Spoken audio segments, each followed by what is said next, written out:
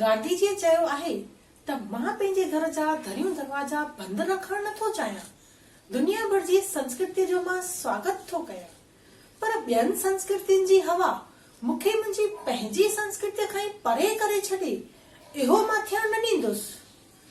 सॼे विश्व में विखरियल हुअण जे करे असां सिंधियुनि जा वेस वॻा, खाधा पीता, ॿोली, वहिंवार ऐं रंग रूप अलॻि थी विया आहिनि।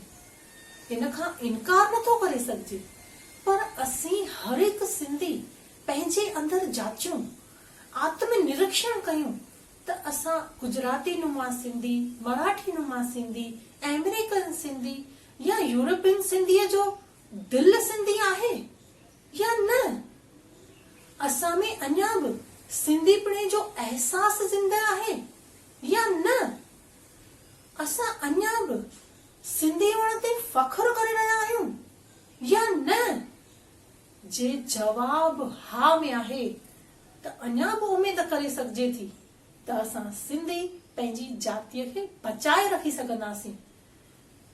ग्लोबलाइजेशन ऐं विकास जे हिन युग में परिवर्तन लाज़मी आहे, पर पंहिंजे घर में पंहिंजी भाषा ऐं पंहिंजी संस्कृतीअ खे महफ़ूज़ रखणु उन खां बि वधीक ज़रूरी आहे।